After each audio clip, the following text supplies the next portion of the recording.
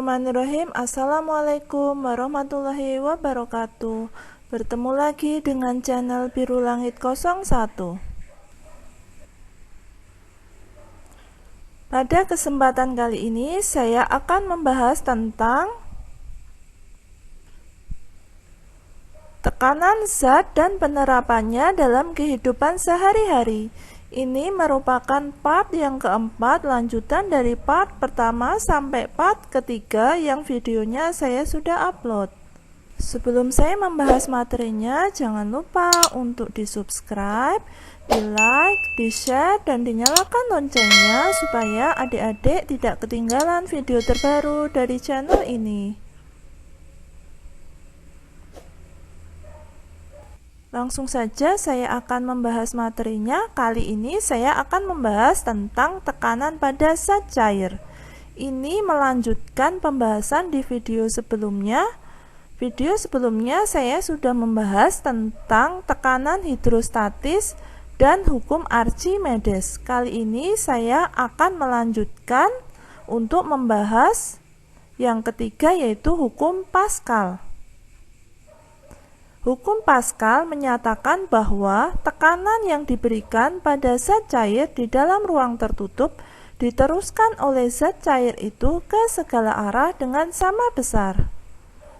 Hukum Pascal diterapkan pada dongkrak hidrolik, yaitu alat pengangkat mobil di tempat pencucian mobil. Ini gambar model dongkrak hidrolik. Rumus yang kita akan gunakan yaitu F1 dibagi A1 sama dengan F2 dibagi A2.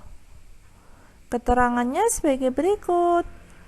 F1 dan F2 adalah gaya pertama dan kedua, satuannya Newton. Sedangkan A1 dan A2 adalah luas penampang pertama dan kedua, satuannya meter persegi. Saya akan berikan contoh soalnya. Soal ini saya ambil dari buku BSE halaman 38 nomor 2. Sebuah alat pengangkat mobil memiliki luas penampang pengisap kecil A1 sebesar 20 cm persegi dan pengisap besar A2 sebesar 50 cm persegi. Gaya yang harus diberikan untuk mengangkat mobil 20.000 Newton adalah titik-titik Newton. Ini gambarnya. Penyelesaiannya sebagai berikut. Diketahui A1 sama dengan 20 cm persegi, A2 sama dengan 50 cm persegi, F2 sama dengan 20.000 Newton. Ditanyakan F1. Jawab, F1 dibagi A1 sama dengan F2 dibagi A2. Sehingga kalau mencari F1 sama dengan F2 dikali A1 dibagi A2 sama dengan 20.000 Newton dikali 20 cm persegi dibagi 50 cm persegi. Hasilnya adalah 8.000 Newton. Jadi gaya yang diperlukan untuk mengangkat mobil adalah 8.000 Newton. Soal berikutnya saya ambil dari buku BSE halaman 41 nomor 2. Sebuah dongkrak hidrolik dapat mengangkat benda dengan massa 1 ton serta luas penampang piston pengisap besar 0,2 meter persegi.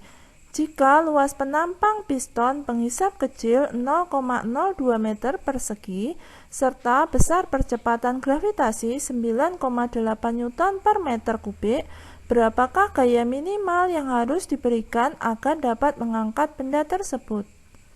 Penyelesaiannya sebagai berikut.